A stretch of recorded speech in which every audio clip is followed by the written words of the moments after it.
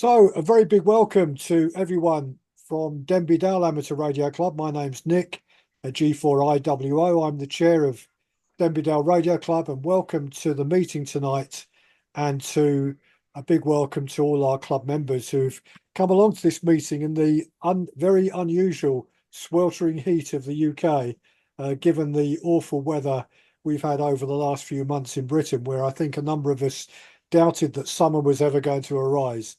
So good evening to you, and a big welcome. Our co-presenter tonight is Lindy, Kilo 6 Echo Bravo K6EB. And the reason that I got Lindy to come along tonight and ask him if he would come and talk to the club and be available to take questions from anybody is that he wrote 3 excellent articles in the magazine of the American Radio Relay League, QST, and they were published as a series over 3 different editions of the US magazine. The first part was on microphones, the second part was on equalisation, the third part was on voice processing. And I thought those articles were so interesting and packed with information that it would be worthwhile inviting Lindy, and I'm very grateful to Lindy for sparing the time to come along today and to talk to us and be available. So the way we're going to run the meeting tonight, to those that aren't here live but are going to be picking this up later in the week, wondering where their normal presentation is with the documents we often put up, sharing on slides on the screen, is that I'm going to put some questions to Lindy about his background and amateur radio, and then about the 3 articles he's written, and just probe a little bit to try and tease from Lindy some of the points that he was making in his article, and then we'll throw it open to questions and discussion from the floor. So that's the way we intend to go tonight. So Lindy, really, really big welcome to you, and thank you for coming along today. I know it's still relatively early in the day for you where you live, over in the west of the US, but good to see you today, and it's a real pleasure to have you here. First thing, Lindy, tell us how you got into amateur radio in the first place, because there's a number of us in the room started quite young, as in our teenage years got into the hobby. You beat us to that, didn't you, Lindy? Well, I went to summer camp when I was 11, and there was a ham radio operator there who had set up an antenna, a temporary antenna in one of the cabins, and I was absolutely enthralled with the whole thing. And so I spent the entire, I think it was 10 days or so, in this one cabin, observing him talking to people and so forth. And he was also teaching code. So I learned the code, I guess, well enough to pass the 5-word-a-minute test, and so that was enough to get my novice license, and that was the beginning of it. Go ahead. Yeah, I was saying to you, Lindy, in the days that you did that, I think, was that the late 50s or the early 60s, Lindy?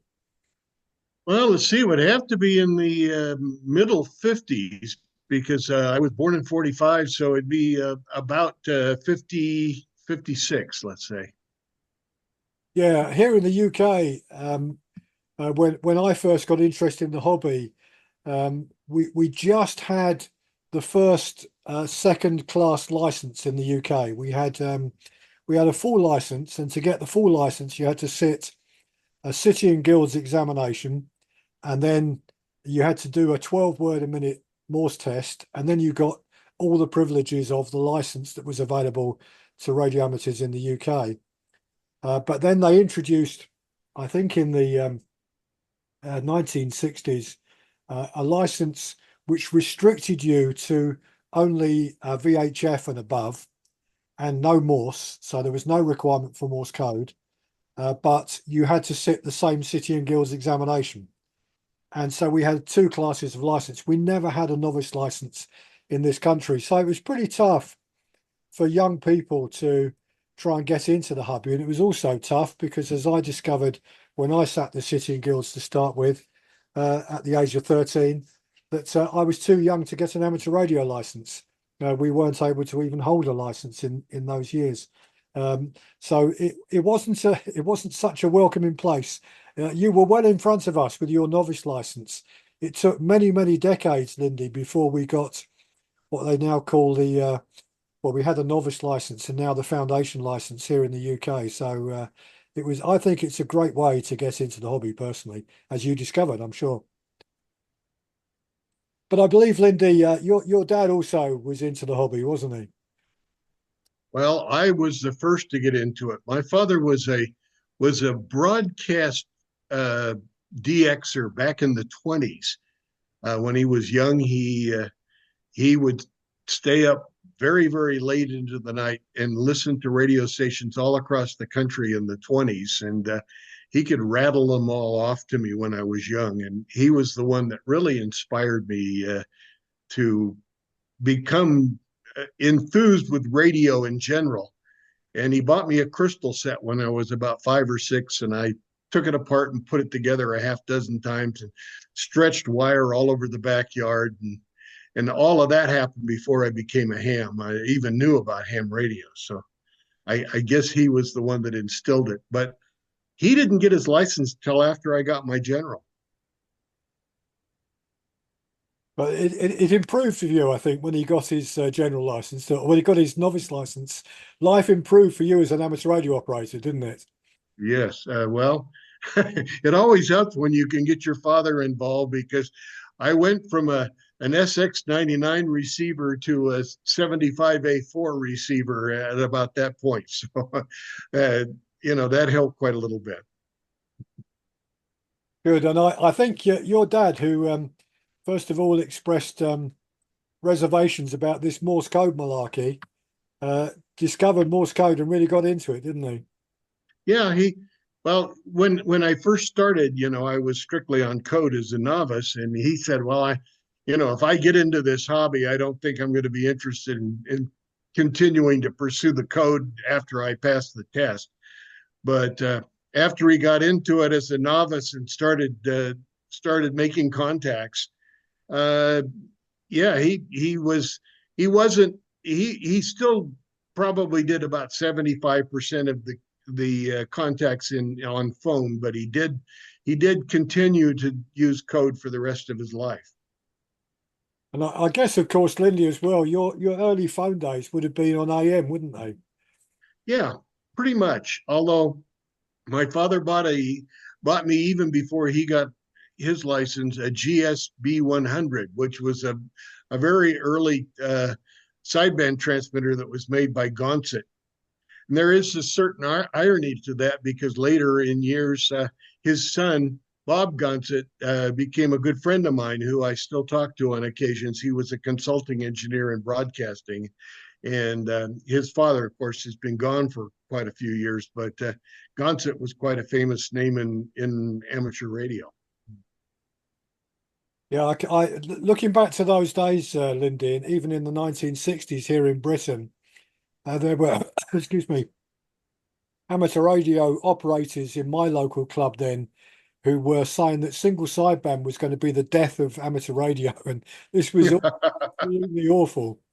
I imagine what some of those guys would say nowadays about some of the modes that people are using on radio today.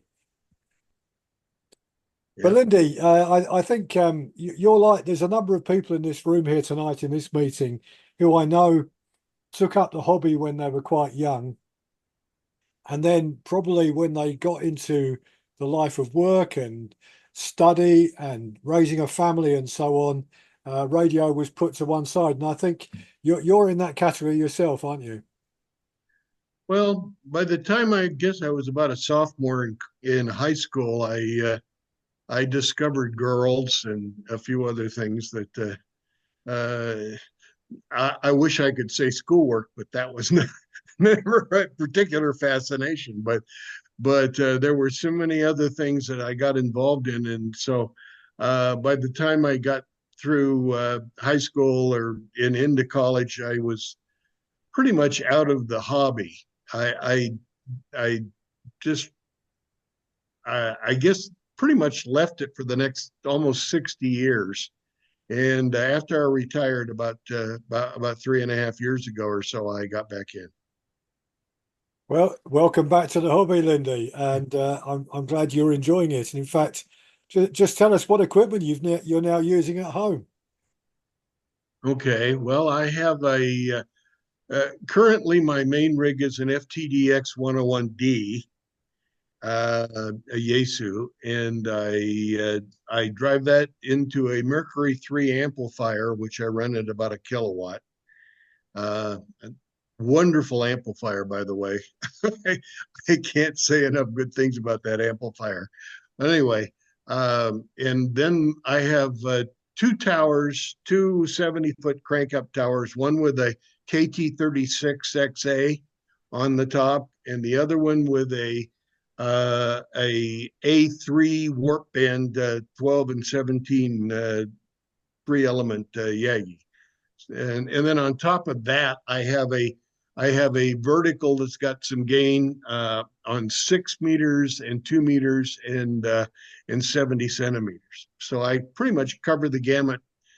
I've got also a 40-meter vertical. So from about 40 meters all the way up to 70 centimeters. You're making most of us very jealous here with you, both the radios and the antenna farm you've got there, Lindy. Well, it's a nice bit of toys, you might say. I've got a huge number of hobbies, and it's just one of them. So keeps me busy. All right. Well, look, lovely to hear how you got into the hobby, and it's a pleasure that you've come back and found enjoyment from it. When you went eventually, I think you got drafted, didn't you, as well, Yeah. from high school. But when you came back, you went into work. What was your job? What were you working in for most of your professional life? Well, I started out as a disc jockey slash engineer, thinking my roommate in college told me that we needed to go and get our first class commercial license and get into radio as a disc jockey, that we'd make a lot of money. Little did I realize that was just the absolute craziest idea in the world, because most disc jockeys make less than somebody at McDonald's almost, but that's another story. Um, but anyway, I got started in radio, and then within about 4 or 5 years, I pretty much moved almost totally over into the engineering side, and not too long after that, became the corporate engineer for a company that ultimately we ended up with 35 radio stations and 3 TV stations, and in mostly major markets. And I was the corporate engineer for the chain. Had a couple dozen engineers working for me. So broadcasting and playing with radio is still what you've been doing all your life, really, Lindy. Yeah, trying to send things through the air. It's pretty much been my whole life. In your 3 articles, when I read the first one about microphones, you start off with an observation, and I'd just like to kind of ask you about why you made that observation, and it's this, and that is that most radio amateurs think that the sound quality over the air is down mainly to their microphone, and you make the point that's not really the whole story. Just tell us about that. Well, I was kind of surprised when I got back into the hobby, and I heard, I would say probably a fairly large percentage of the contacts, somebody would tell you what microphone they were using. But my recollections from my early days in ham radio, nobody ever mentioned your microphone. Your microphone was a kind of an incidental thing that they usually told you what rig they were running and how much power and so forth. But microphones were not a topic of conversation. And I the more I talked to people, and the more they'd ask what microphone I was using and stuff, and I tried to point out to them the fact, on sideband at least, we have a very limited bandwidth, approximately telephone bandwidth, and most people don't really realize how that came about, but it really started with Ma Bell back probably well over 100 years ago. The Bell Laboratories did quite a bit of research to find out what was the optimum bandwidth in order to transmit intelligible signal from one place to another so that, telephone conversations could be carried out. And the reason that they wanted to limit the bandwidth was twofold for their particular kind of technology. One of them was crosstalk between various pairs in a multiple cable, uh, and the other is the optimum signal to noise. And what hams probably need to remember is that signal to noise is inversely proportional to bandwidth. So the wider the bandwidth, the more difficult it is to make an optimum signal to noise ratio. So if you've got a 5 meg band to send video, your signal to noise is dropped considerably in order to maintain that transmission, as opposed to a very narrow band, FM transmission, let's say 5 kilohertz deviation. The propagation and the signal to noise is dramatically improved.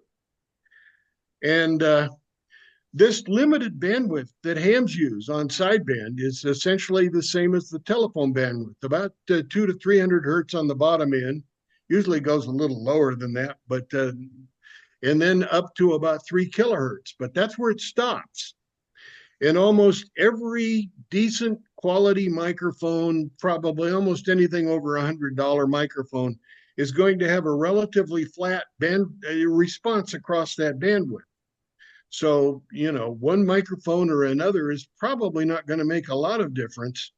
Maybe slight differences because some microphones have a bass roll off, which is significant. And this is another thing that hams need to probably keep in mind, is the fact that there's a thing called a proximity effect with a microphone, especially a cardioid microphone. And the closer you talk to the microphone, the more the emphasis on the very low frequencies from about, let's say 100 hertz up to about 400 or 500 hertz.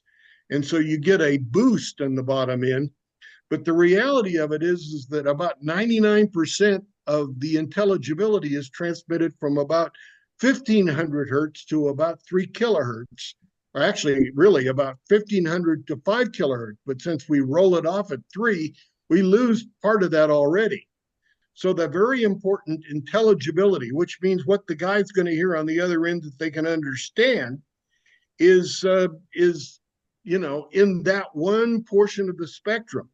And you want to emphasize that portion of the spectrum in order to communicate. And the bigger the pile up, the bigger the mess that you're trying to get through to stick out above all the other people calling, is that you want to ride on top of that. And you want the most intelligible portion of your speech get transmitted through so that they can hear you on the other end. And all of that really boils down to how you process that audio, way more than just simply the microphone. Mm-hmm. And in the second piece on equalization, I point out the fact that you can take almost any decent microphone and you can equalize it for this very narrow bandwidth that we use. You can equalize it to sound like pretty much any other microphone. So you can go out and spend $6,000 for a nice Neumann U87, which I've owned a couple of, and they're great for recording, but you certainly don't get any benefit from paying all that money for that microphone in ham radio. You can take a $150, $200.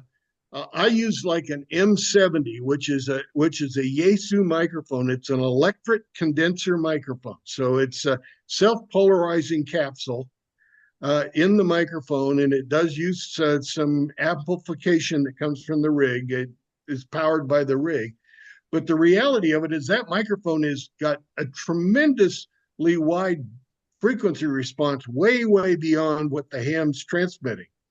And that microphone for $150, $200 is probably going to give you every bit as good a sound quality as a $5,000 or $6,000 condenser studio microphone in the long run. So spending all that money for a microphone is probably not the best place to put your money. Is what that was the emphasis on the beginning of these pieces that I put together. I think I said to you when you and I were chatting, Lindy, that's pretty well what Bob Heil said. And as you know, he ran a company that specialized in producing microphones, both Yeah, commercially in audio use and for amateur radio purposes. And he made the point that you're exactly what you're making for amateur radio purposes. You don't want to have this massive bandwidth available on your microphone. You want it to be kept into that, 150, 200 hertz to 3 kilohertz area, because that's the bit that your radio is going to be transmitting, and that's what's going to determine the quality of your transmission. So you're yeah. making a very, very similar point to the point that Bob made.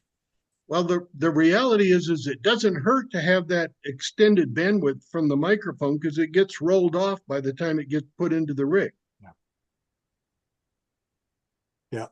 Yeah. So it's never, if you buy that $6,000 microphone you're talking about, you're not going to sound dreadful, are you? If you plug that into your Yaesu or Icon radio. No, I mean it's not going to sound bad. You can go out. A friend of mine had a pair of Telefunken 251s, which are now selling on eBay for over $20,000 a piece, which is insane. But the recording studio people, these microphones were made back in the 50s, and they love these microphones for the sound quality for recording purposes. But for broadcast, ham radio, it's just it's a total waste of money. That's all. Okay, so I mean, that was that was the thrust of your first article, wasn't it, on microphones? And I think that's good advice. And thankfully, at least the amateur radio shops in the UK, it's probably the same in the US, that are selling microphones aimed at the radio amateur are actually selling us microphones that do work with our radios. They're not selling us things that we don't need. There is no point, as you say, in spending $5,000, $10,000 on a microphone when one that you can buy for, $200 will work actually exactly how you want it to work for amateur radio transceivers, modern transceivers, and that's a good starting point for people, because there will always be there'll always be, as you say, when you talk to people on air. And I find the same both with microphones and Morse keys. Someone's always wants to show off what their expensive microphone is or what their expensive Morse key is. And you kind of think at the end of the day, they're just doing a job. And actually the difference between the really expensive ones and the ones at a kind of average price is marginal, isn't it? It's really marginal. Exactly. Yeah. Like I said, I've got one of the less expensive Yaesu microphones. They make two or three microphones that are more expensive above the one that I bought, but I can almost guarantee you that if I bought some of those other microphones, I wouldn't notice any difference. It's not like it's going to improve my sound quality or there are so many other factors now which gets into the equalization part of this. And most of the modern rigs have an absolute, at minimum, a bass and treble control, if you will. But this bass and treble control, like your old hi-fis of 30, 40, 50 years ago, which is called shelving equalization. That means it has a hinge point at the bottom that boosts the bass, and then it has another hinge point at the top that boosts the treble. Well, those hinge points on transceivers are optimized for our 3 kilohertz bandwidth. So the treble boost usually starts at around a kilohertz or so, and the bass boost usually starts at around 200 or 300 hertz, and they go up and down accordingly.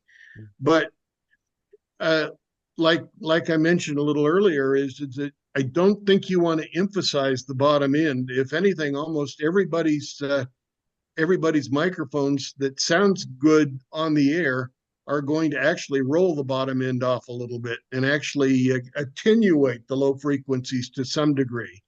And the more you do that, the tinnier you start to sound. So there's a sweet spot there that you would adjust it. But that intelligibility range, which usually starts around 1500 hertz and goes up to 3 kilohertz, that's what's going to make all the difference for the guy on the other end trying to listen to you.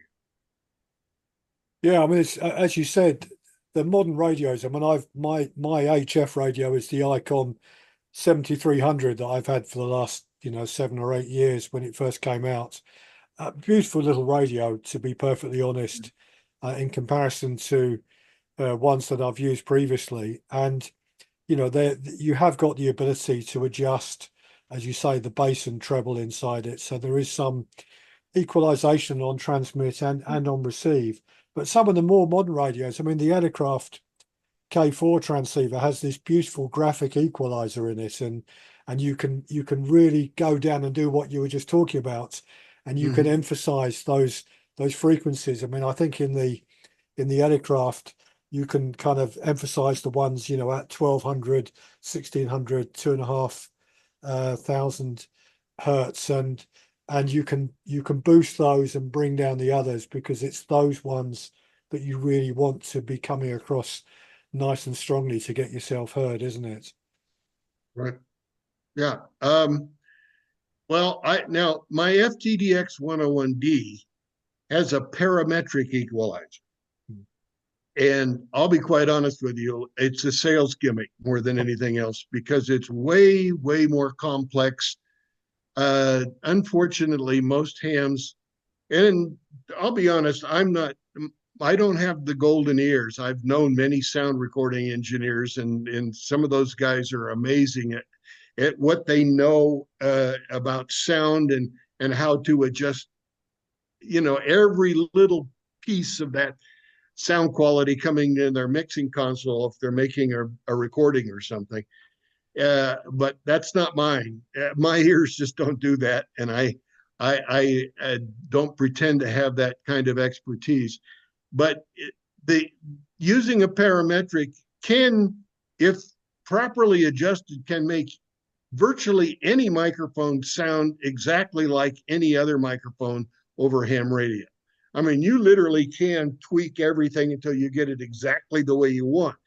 The unfortunate thing is most hams don't have either the patience or the knowledge or the ability to hear exactly what it is they're doing while they're adjusting it. All of those things are factors which make it more difficult to adjust. So it's kind of like the old beta versus VHS, in video recording years ago. VHS won because they sold all these extra features and they had all of the programming things and stuff, and people would buy them and bring them home, and almost nobody knew how to connect, to program them and stuff. And so it was a total waste. But the reality of it, it was a great sales gimmick because they outsold Beta, even though Beta was actually superior as far as the video quality. But VHS won out, not because of anything other than just, marketing. And that's kind of what I felt the parametric equalizer was. I think I agree with you. And I think many of our members of the club here would agree with you. I mean, it's, the fact you can do these things, because we're building these radios nowadays effectively around a computer, where we've got what are called SDR, software defined radios, means that the number of controls you can possibly have on every element of that radio is massive, absolutely huge. I mean, even the Chinese are now producing these cheap transceivers in a number of guises. One of them from a company called Zygu, and even they will give you, incredible range of controls that we've never had before. But I mean, this is my view, I kind of wonder whether there's something to be gained out of all those controls, really, and whether there's too many in there now, because most of us are never going to delve too far into all the different features that are there. It's a bit like the family washing machine. The family washing machine's got about 25 different programs on it that do lots of things.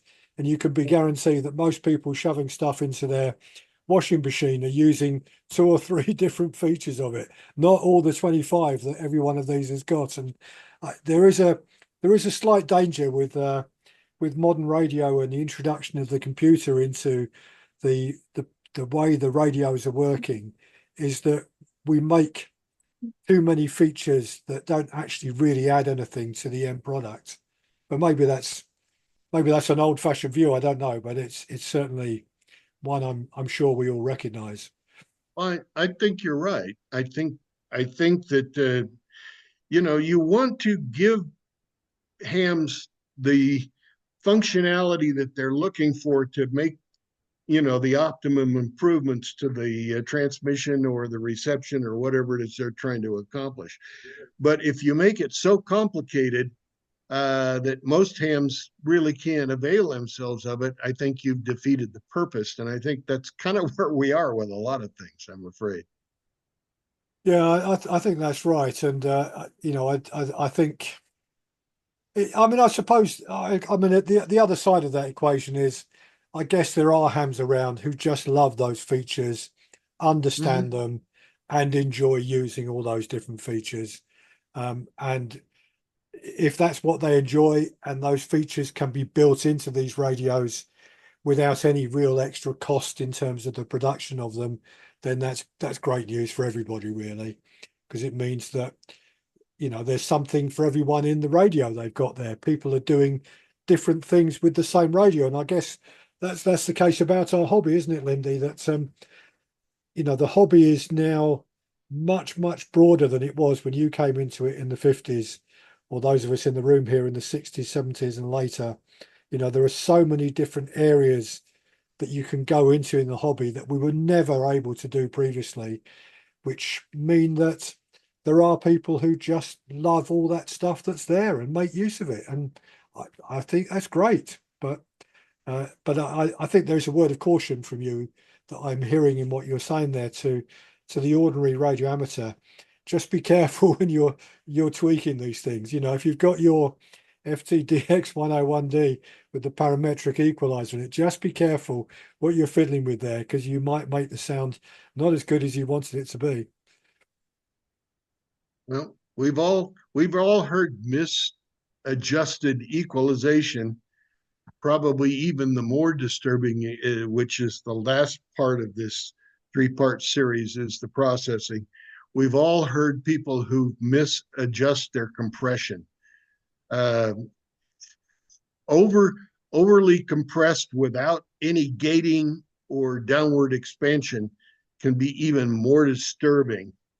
And we've all heard, when a person talks and when the instant their speech stops, you can hear the background in the room just being sucked up into the transmission, and it's just darn right annoying sometimes. And that giving people some of these features without giving them an understanding and a training to how to use them properly can actually be a negative, I'm afraid. So, Lindy, just explain to us what is the gate? What's the purpose of the gate? What's it doing? Okay. There are 2 ways to accomplish. Well, there's actually 3 or 4. I've designed and built limiters over the years, and gating was always a function that was very essential in building a limiter. A limiter basically compresses the dynamic range. So if you have a voice signal, let's say you're working with, what it does is it brings up the very low passage where you're talking, brings them up to the, and it squashes that dynamic range so that the level is almost the same between the very soft part of your voice and the very loud part of your voice. And what this accomplishes in ham radio is if you compress the voice range enough, you can get much closer to a CW transmission. If you look at it versus a voice versus CW is key down. So if you're running a kilowatt, you're putting out a kilowatt. The reality of it is if you're running unprocessed or uncompressed microphone, your kilowatt is actually about 200 watts of effective power. And the effective power is actually measured in RMS value, not peak envelope power, like we all look at it. 1,000-watt PEP without any compression is about equivalent to a 200-watt transmission. And the transmission, as far as its propagation properties, is based upon an RMS value, not a peak value. So if you're trying to talk to that guy 4,000 miles away, and you're not compressing, you're really trying to talk to him with a 200-watt transmitter. And if you use compression very, aggressively, but also use some noise gating and stuff so that you can keep the artifacts like sucking the room up in the background, if you can keep that from happening, you can increase the performance of your transmission by about 6 dB, which essentially, instead of having 200 watts, you have 700 or 800 watts of effective power. That's a huge bump. 6 dB is almost a full S unit. So just properly processing your audio, but also making sure that you have gating or downward expansion so you keep the non-important information, which is not your voice, from being transmitted. And it has to operate almost instantly so that it doesn't suck the background room noise up. But the process overall gives you a very substantial boost, not to mention one other factor, and that is that you're much louder than everybody else. Yeah. So when you're in a pileup and you're trying to work that rare DX station and you are highly processed but well adjusted, you will get through much, much better than the guy that is not using some sophisticated processing of their microphone. So that's the, if you want to go for the whole enchilada, if you will, as far as doing everything you can to make sure you get through, that's probably one of the key elements. Yeah, so effectively what the process is doing is reducing the peaks so that you've got a kind of flatter display of the audio, and all the power therefore of your transmitter is into that, not suddenly peaking and then dropping down again, and suddenly peaking and dropping down again. But there's a danger in that, isn't there? And you hinted at that when you started talking about processing, that the temptation then for the radio amateur, a bit like holding a microphone, and I know that the audio quality, in fact, of the handheld microphone that comes with the IC 7300 is very good. But when you're using that properly, i.e. holding it, several inches away from your mouth, not right up against it, speaking like this, is very good quality indeed. And there's a danger, isn't there, with the processor, that people will whack the processor up right up to the highest that their radio will go, and then the quality of the audio starts to deteriorate, doesn't it? Well, it very much so. Matter of fact, at least to me, and this is very subjective, I guess, but to me, the most annoying sound of a SSB signal that's improperly adjusted, where they've got the compression crank wide open with no gating adjustment at all. And most rigs, this is probably the downfall of a lot of these equipment manufacturers. To my knowledge, nobody that manufactures a transceiver, almost all of them put a compressor in there, but they don't put any gating on it. Mm. And the gating is basically a switch. It's a switch that, and you can do it in several ways. There's one where you literally turn it on and off instantaneously, so that when your voice reaches a certain level, it turns it on. And then when your voice drops below that level, it turns it off, so that the background noise doesn't get sucked up when you're not speaking. And then there's another process that they use called downward expansion, where it goes down to a certain level and picks up that voice but doesn't go clear down into the noise. You adjust that gate, that downward expander, until when you're not speaking, you don't hear any background noise being sucked up into the transmission. There's a third process which I won't go into, which is even a little bit more sophisticated. But the reality of it is those two functions together really make a good voice processing system. And there's a couple of companies, outboard companies, that make products. I happen to have bought one, and I'm quite impressed with it. Which is that this, when you see it in the one of these has got a one of these articles has got a picture of it. And anyway, it's called the EQ Plus. Oh, yeah.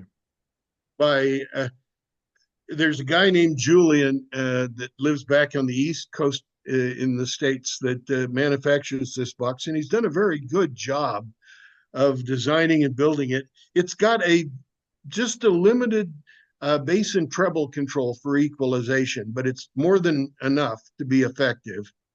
And then it's got a very sophisticated compressor with a noise gate, so that you can adjust all this, so that you can literally compress your signal by as much as 20 dB, which is a huge amount.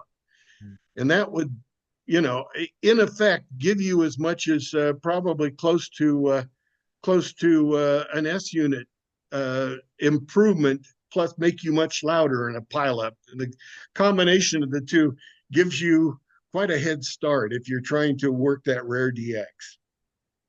Yeah, yeah. It was the article you wrote on equalization had the picture of that EQ Right. plus equalizer by W2IHY.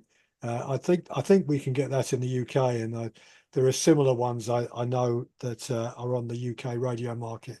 In your article on processing, I thought there was one paragraph in that article, Lindy, that struck me as being at the root of lots of things that it's worthwhile all of us who operate radios just to think about.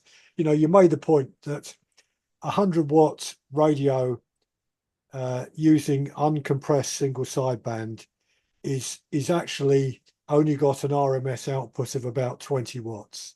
So Right. your 100 watts of single sideband is actually only equivalent to a 20-watt CW signal. So if you're a CW operator operating 100 watts, you've actually got some advantage over the 100-watt SSB radio. But then you go on to make the point that a very highly processed single sideband signal could have an RMS level of about 80 watts. So instead of delivering 20 watts, you can actually deliver very intelligible, decent quality audio, but using the processing power equivalent to an 80-watt transmitter. And you make the comparison, that's a 6 dB gain, which is the equivalent of shoving a 500-watt amplifier on the back end of your 100-watt radio. And we've only just had this year the amateur radio license changed in the UK, raising our power output, maximum power output for full license holders from 400 watts to a kilowatt. That change has only just been effected. So the maximum power we could ever use was only 400 watts. But you look at that and you think, well, actually, if I just had a decent process signal, I'm getting more power than buying a 400-watt linear amplifier and sticking that on the back end of my radio. So that kind of that paragraph you put into that then goes on to say, if you're using a 1500-watt amplifier, and I know there are one or two in the room here who certainly are taking advantage of the 1 kilowatts that we've got in the UK, with the processor, you've got a very, very substantial increase in your output and your ability, as you say, to break that pile up or get yourself held in contests, aren't you? Yeah. No, I mean that was the principal reason for writing the three pieces, is to say, okay, the the article that I wanted them to concentrate on the most is the last one, which is processing, because that will make a huge difference. The EQ will make a difference too, because if you're doing all that processing, but at the same time, you're also giving yourself a good 5 or 6 dB boost in that presence range. Your chances of being understood and heard in that pileup are going to be even greater yet. And we've all heard people going too far with that, where they roll the bass off and they sound just, very, very screechy, tinny kind of sound. I mean, you can overdo these things. Even the processing can be overdone to some degree. Although the nice thing is the outboard processing that I'm using, I can literally run 20 dB of compression and remain linear. I mean, I've got the equipment to actually measure the harmonic distortion and so forth, and so I've actually gone to the trouble to see just how well this chip that Julian used in his box. And there's another company out of, I think, Poland or somebody that makes a box very similar to that. And I understand, I have a friend that I talked to in New Zealand that has both of them. And he switched back and forth, and they're both quite effective. And they both have equalization and gating and processing. So they've got everything pretty much that you need. But I think now I don't use the parametric equalizer or the processor in my FTDX 101D. I just go into it straight in out of the outboard box, and I use only the bass and treble control on the EQ plus, as well as the compressor and gate. They also Julian added this reverberation, which I have serious reservations about. You can overdo that and create problems. A slight bit of reverb or delay, where you basically add your signal onto your signal in several components, if you will. But you can fatten that signal so that your RMS value actually gets even increased farther. But you have to be real careful with that because you can muddy it up real quick. So, I don't use that function at all, but some people have found that it's a little bit, further enhancement. There's everybody keeps, trying to drain every drop out of this they can get. And I think that that's probably what ham radio is about to some degree, is just how far can you push this envelope? But there is a limit. Yeah, I agree with you. And you also make the point, don't you, in that final article, that a lot of these things are about our personal taste, what we like as individuals, and how you like to sound. I mean, I think I share your view about the reverb function when it's available. It's not a sound noise that I like. It's got a slightly strange sound to it. We hear it a lot from here in Europe. We particularly the Italians seem to use those a lot, and it kind of grates on me a bit. But if the guys who are using this like it and it suits them, then go ahead and do it. That's all I would say. And in fact, I think that's probably the final gist of your article. Really was, look, don't go out and spend thousands of dollars on some amazing microphone that your friend who works in, the studio producing music for, whoever has recommended you go and buy.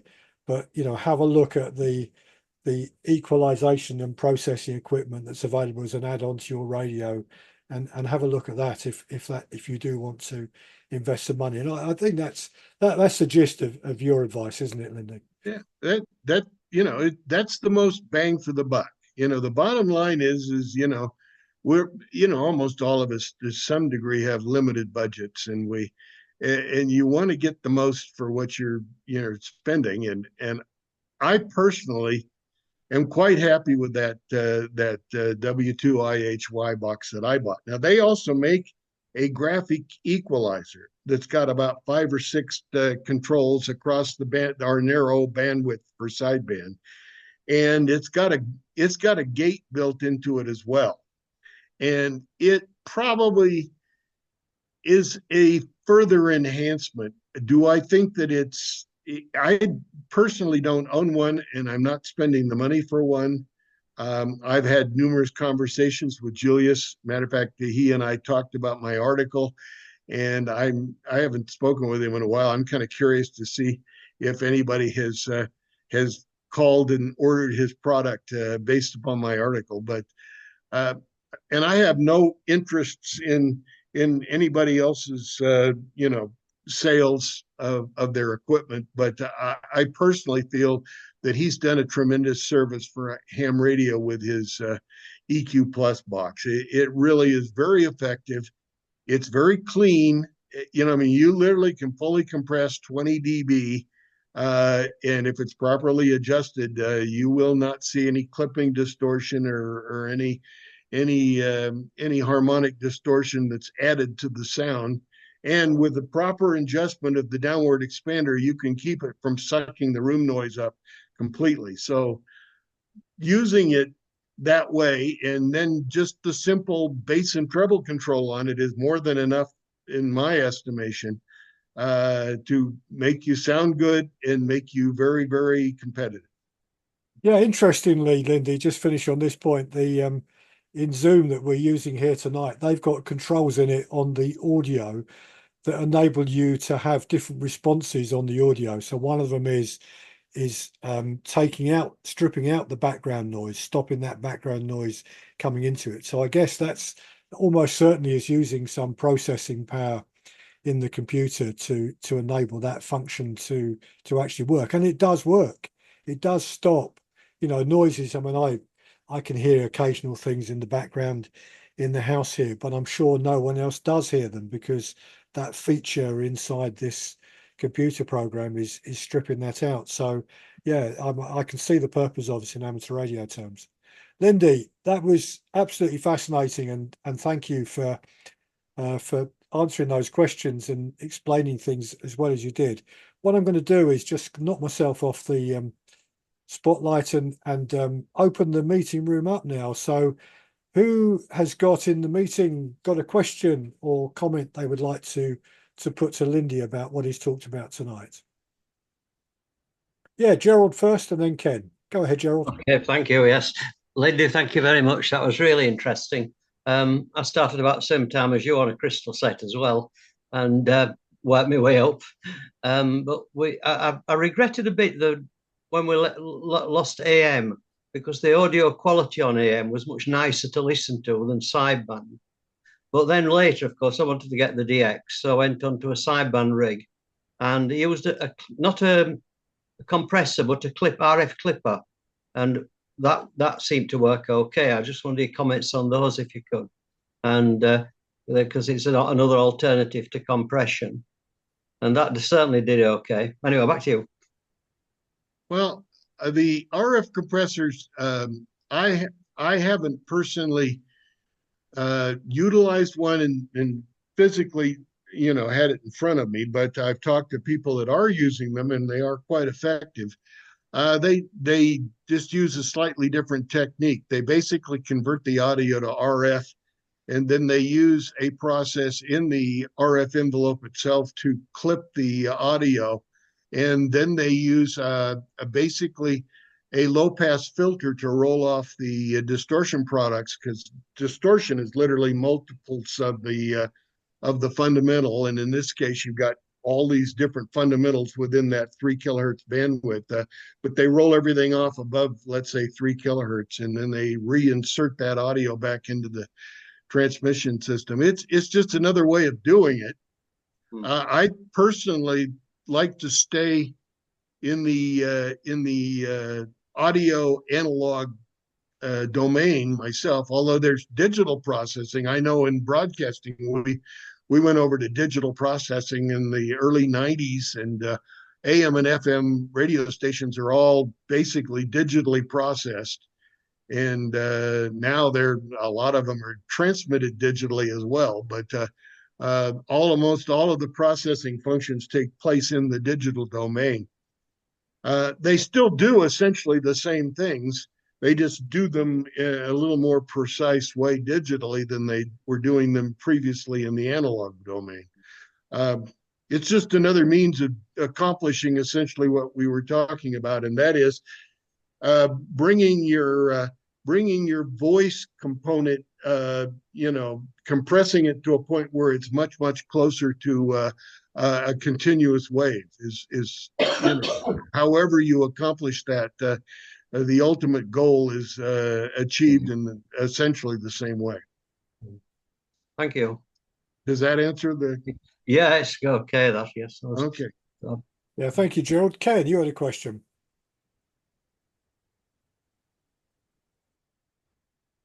Yeah, go ahead, Ken.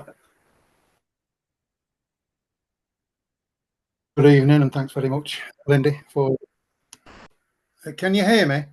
Yeah, I can hear you now. Okay, yeah, thanks very much, Lindy, for that presentation. Excellent. My question is actually more of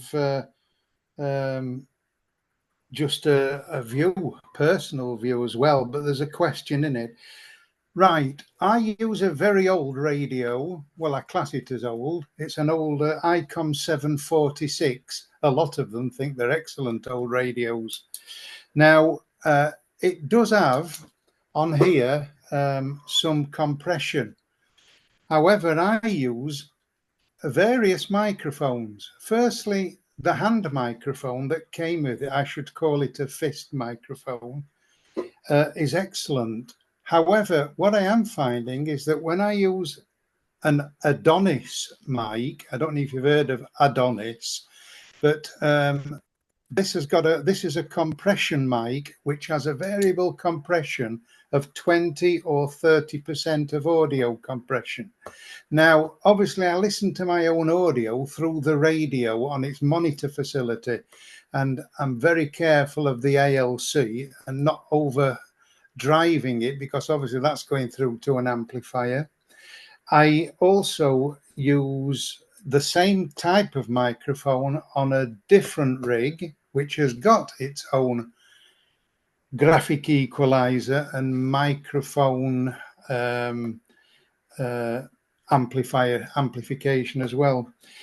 But my point is there, in your opinion, much difference in having something with 20 or 30 dB of compression into a radio which has already got some compression, or is it going to make it?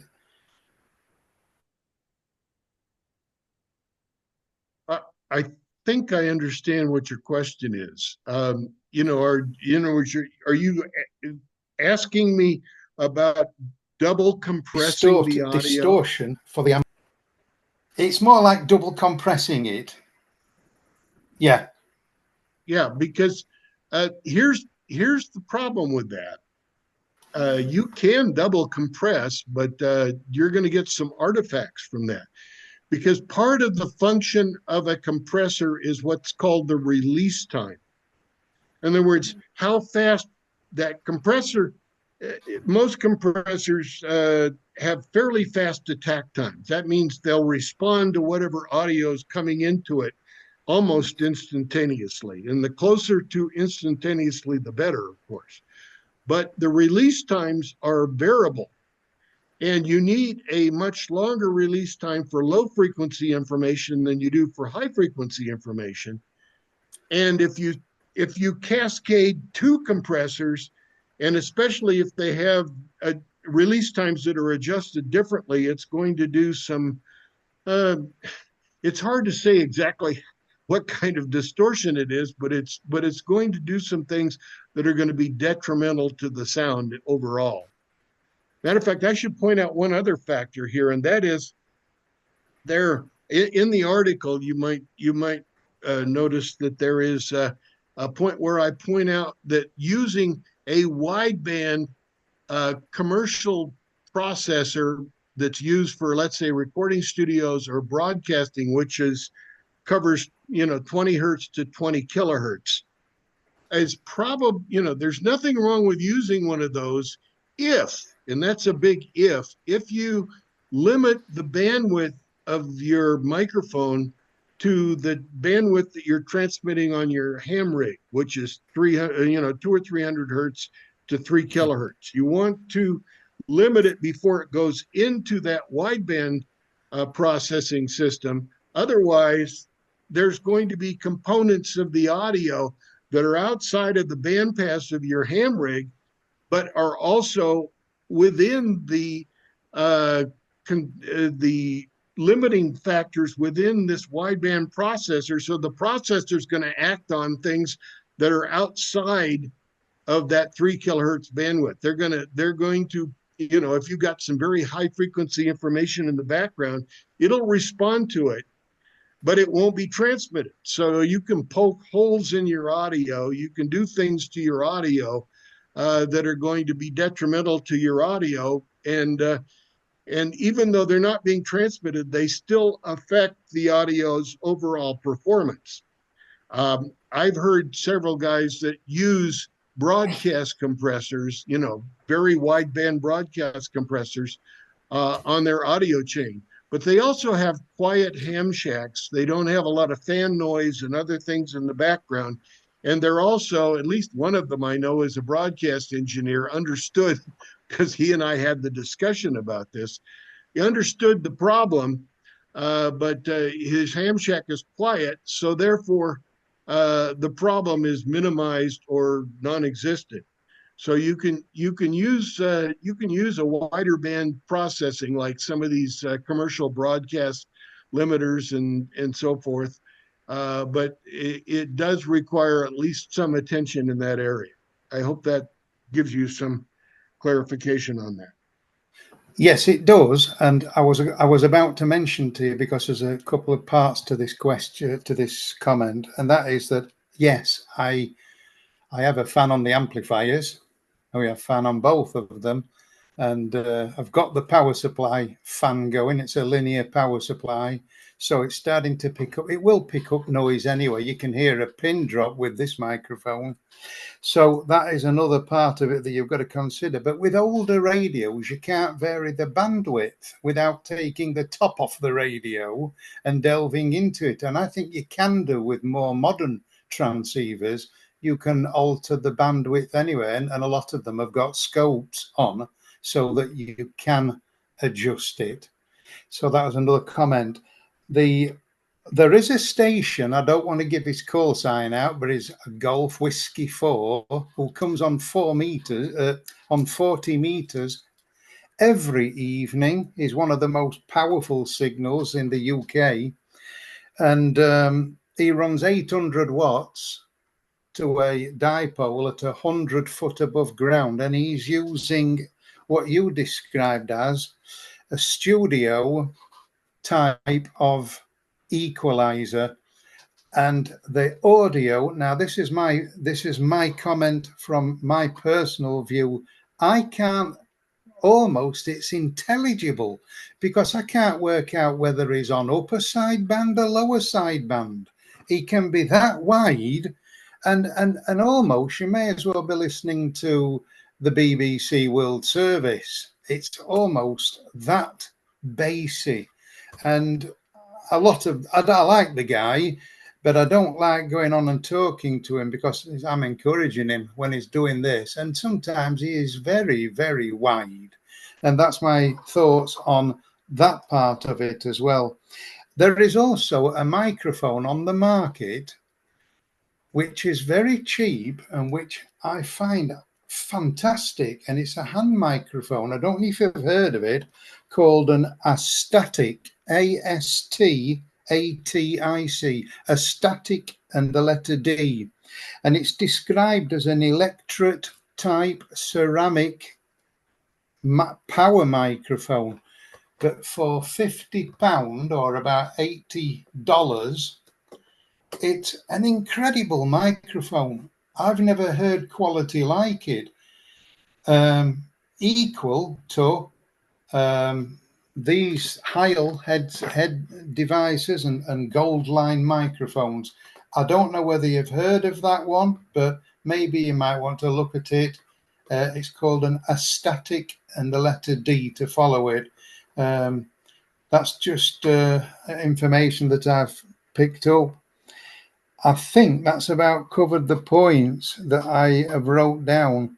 Yeah, back to you, Lindy. Go ahead. Well, the aesthetic company has been around for years. They've made microphones probably going back at least 30, 40 years ago or more. And if it's an electric condenser microphone, which sounds like it is, it's probably very, very similar in performance to the microphone I use, which is this M70. It's made by Yaesu.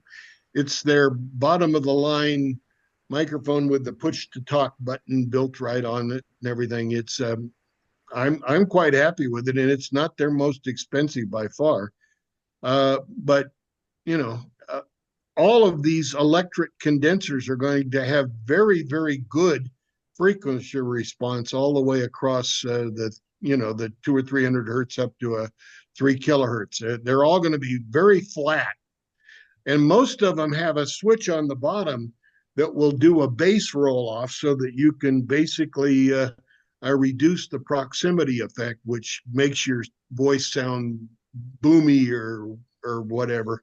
If you want to sound like one of the old announcers on the radio back in the 50s when they sat there in front of those RCA ribbon mics or whatever, I've got a 44 and a 77DX microphone in my microphone collection. I've got an antique radio collection, and those were wonderful microphones, but I would never bring it into the ham shack. There's no reason for it. But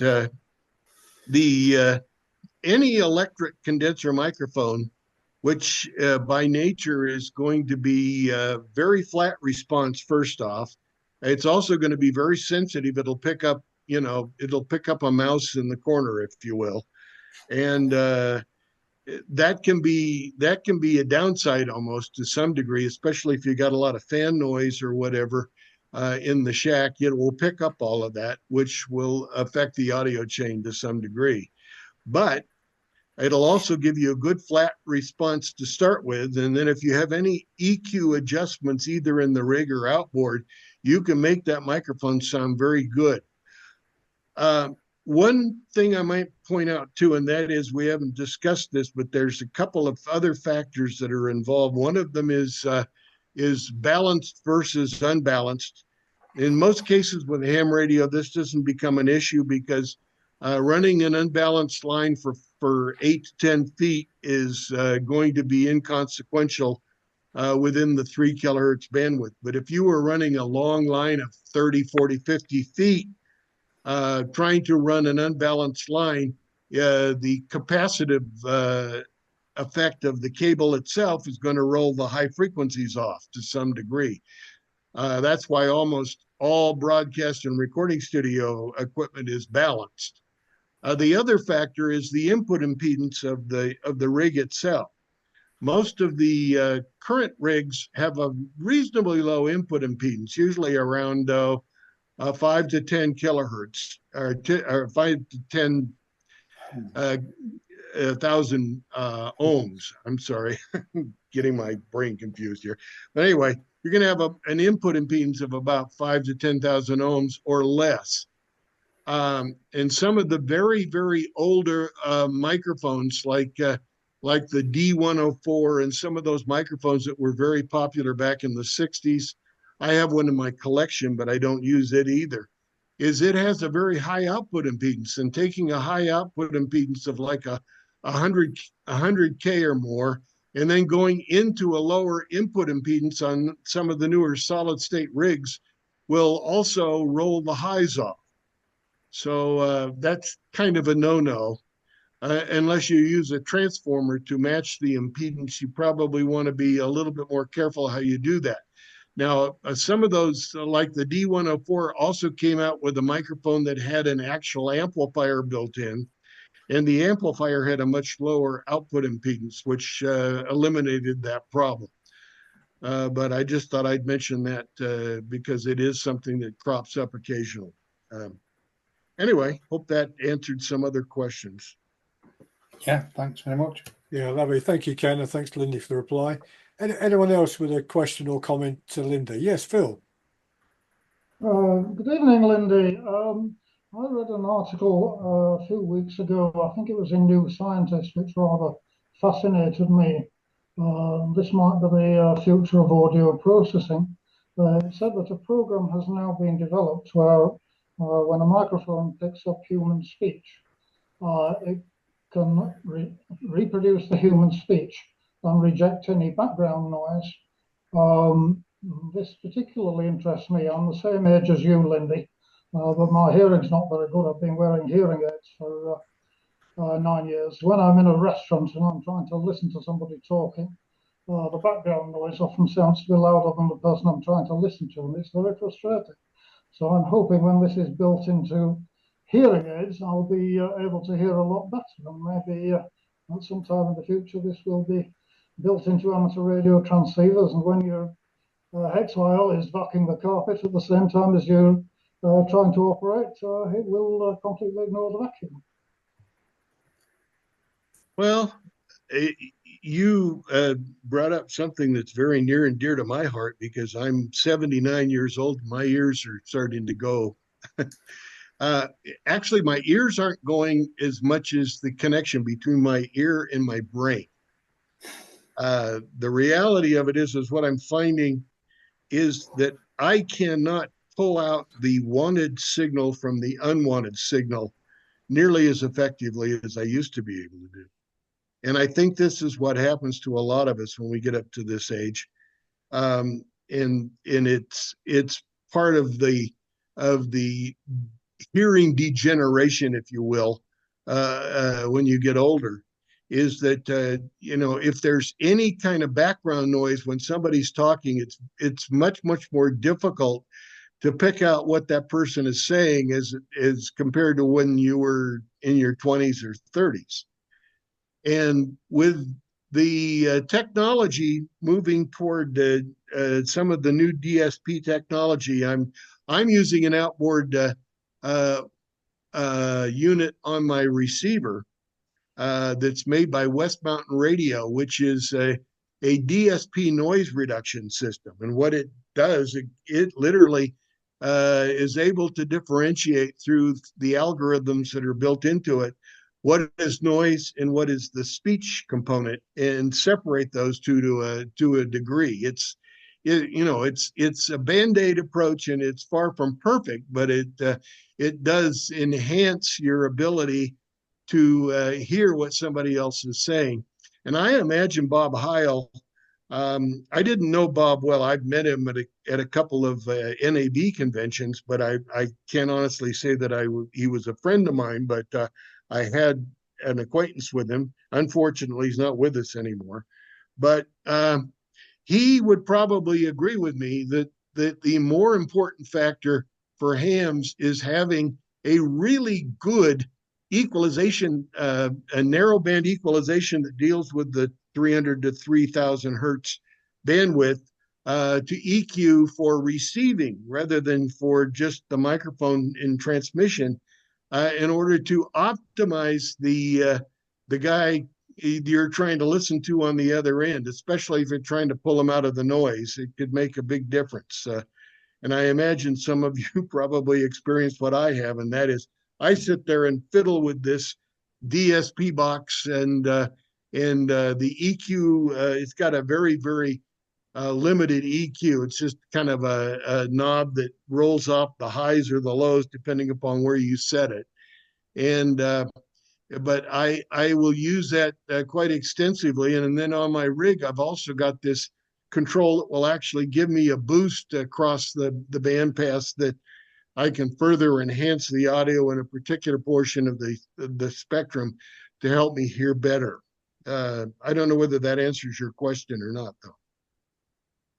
Yeah, I just thought this was a very interesting article, and maybe some very interesting results in the next few years for amateur radio transceivers and telephones and hearing aids. Yeah, thank you, Phil. Thank you, Lindy, for the answer there. Anyone else with any questions or comments to put to Lindy? Yeah, Terry. Yes, thanks, Lindy, and thanks everybody for quizzing the fella. Very good. Just to offer that you can download software called Spectrum Lab, and that gives you the opportunity to do all the EQ and compression and gating and just by learning how to use the program, and then putting your PC with Spectrum Lab running in series with the microphone. Costs you nothing, and if you play a file of audio back through it, so that you don't have to speak while you're doing the testing, you can listen to it on a remote SDR, say, or even on another radio in the shack, and see the effect of how much EQ, what frequency, how much compression, and so on. The other thing I might offer is that all of us listen back to the recording of this presentation and just note the different qualities of audio from the various contributors. Some of it is very good. Lindy, I applaud yours, so I should. But other audio is lacking somewhat in, let's call it brightness, if we want to go back to the 1950s, and diction, all that sort of stuff. It's amazing how the quality of audio differs between contributors and hands on the air.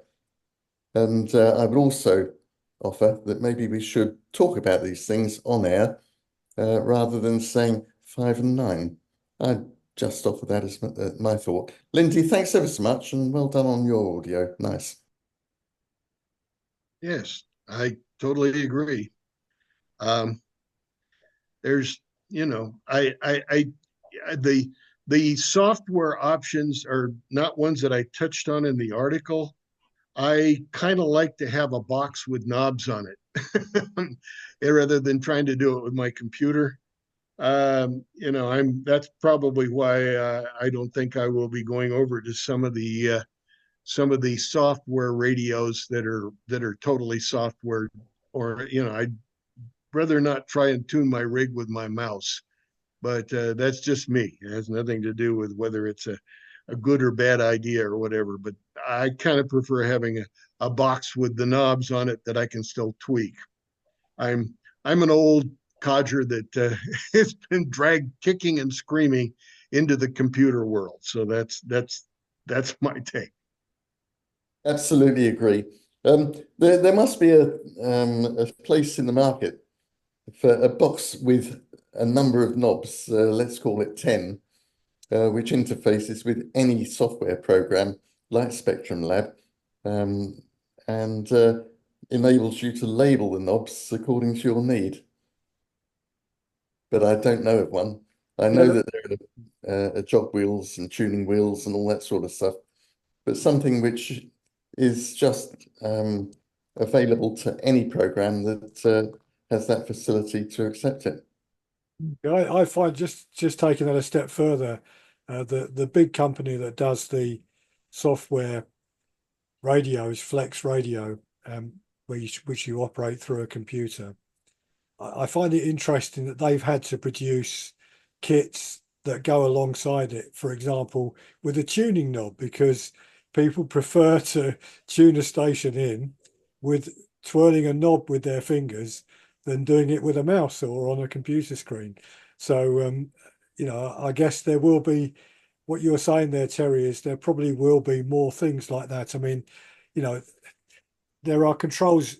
When I operate switch controls on my Icom radio, they're built into the software on the radio, but it's really nice to have a button that says on it, memories 1, 2, 3, 4, that is separately on a control panel, and I can just select those. It's nice to have a button that gives me a tune that is, only 10% of power being applied to my radio when I'm tuning the aerial and bringing the SWR down and so on.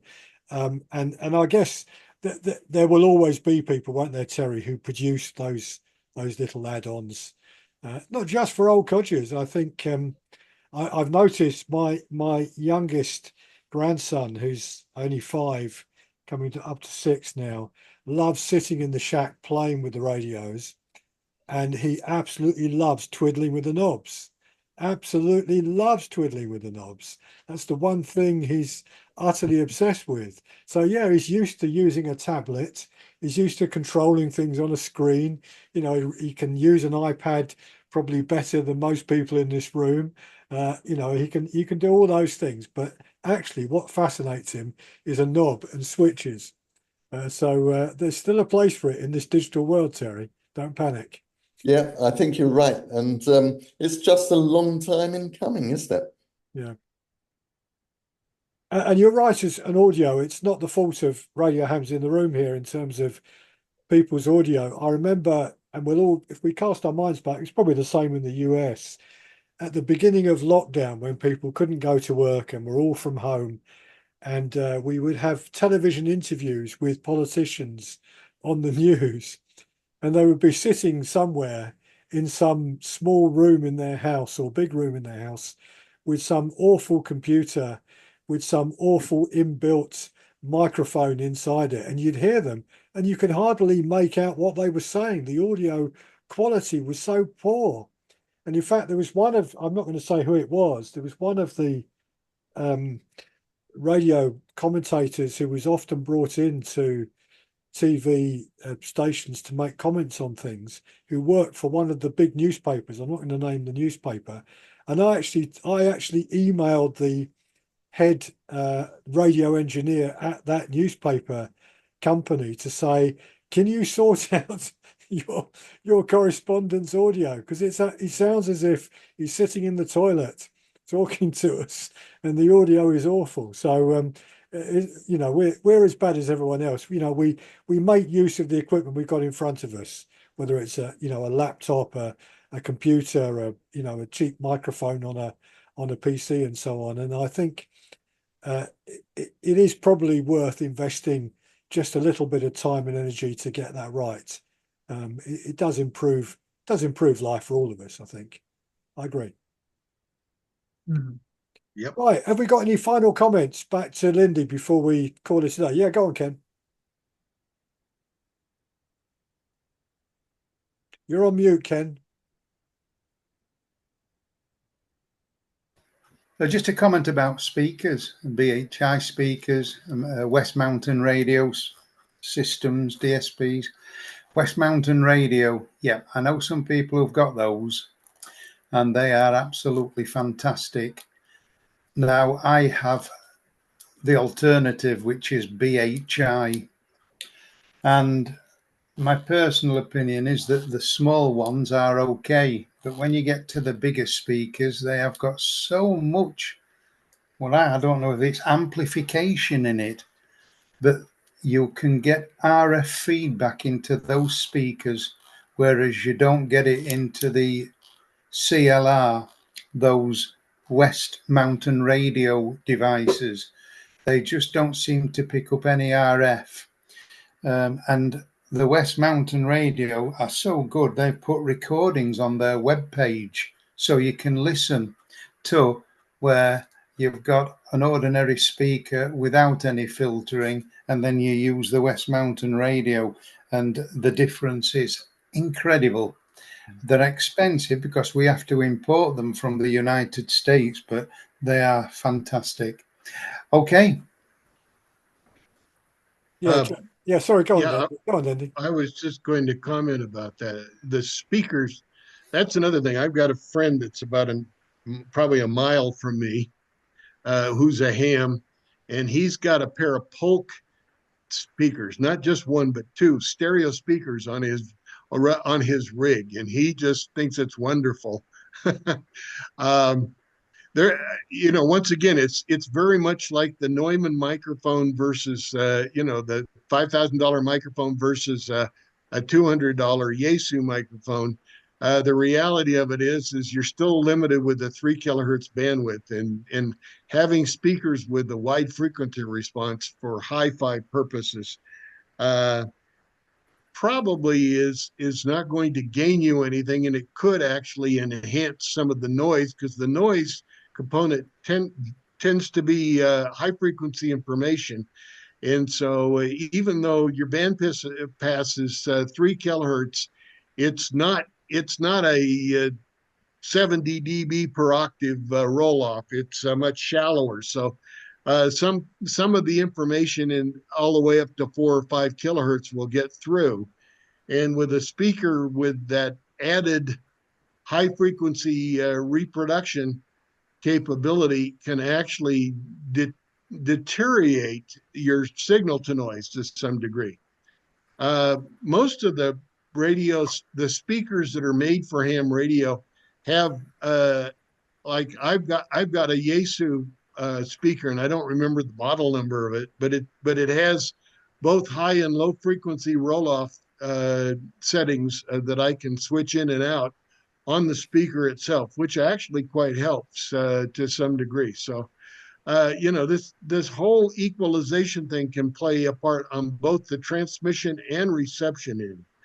And there's a lot of things we can do to enhance the ability to communicate. Yeah, and they've done that on Heil did it on some of the headsets, didn't they? Where you could adjust the phases by the switch on the size of the headset. Heil also makes this outboard box. I haven't bought one. I've been tempted, which does have a much steeper high pass and low pass filter built right into it, as well as a peaking parametric mid-range EQ that'll cover pretty much the spectrum, the ham spectrum. And it might be a very valuable addition. I'm not sure. I haven't had a chance to play with one. Yeah, you're probably right. But yeah, it's. I mean, there's all kinds of stuff coming into the market. And thank you to Henry M0ZAE, who put in the chat when we were talking about the radios, which are completely controlled by software. You operate them from your computer, the Flex radios. You put into the chat an advert for the Flex Radio Maestro control console. So a control console of knobs to use alongside your software-defined radio. Mind you, looking at the price of it, Henry, £1,600 for a few knobs that actually you can operate from your PC. I'm not sure I would invest I'll the money. stick with my Pixie. Yeah, exactly. I'm not sure I'd invest that money myself. Anyway, look, I think we're done, aren't we? Yeah, go on, Roger, and probably the last one. Yeah, Roger, go on.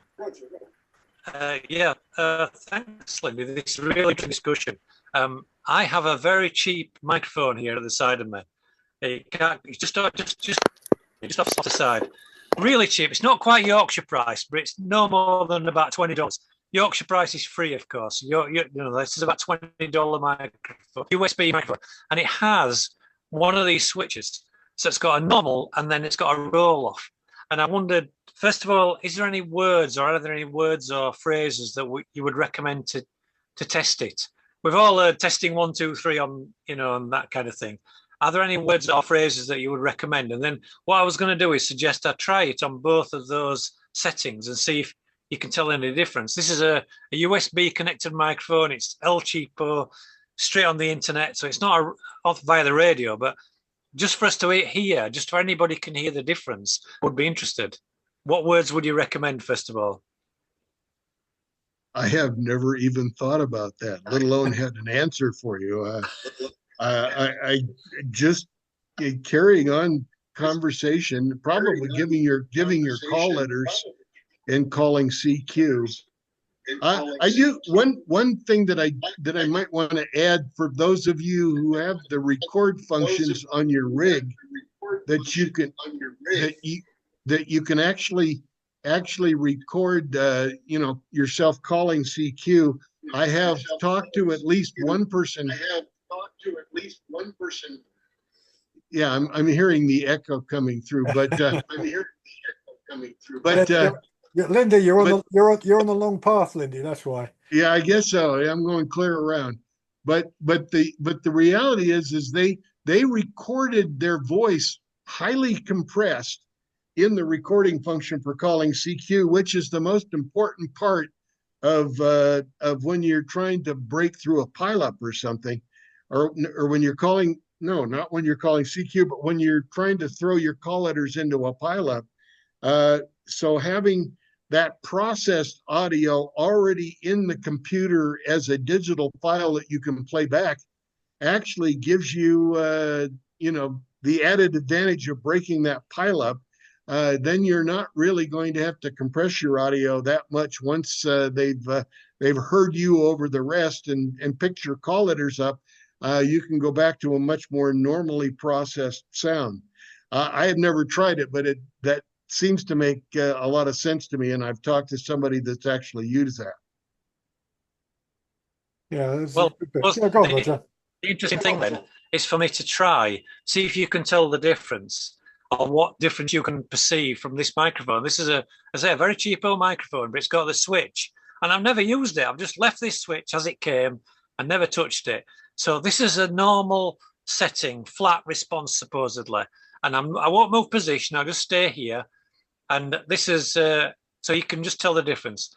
Okay, CQ, CQ, CQ, G4UFZ, Golf 4 Uniform, Foxtrot Zulu, Golf 4 Uniform, Foxtrot Zulu.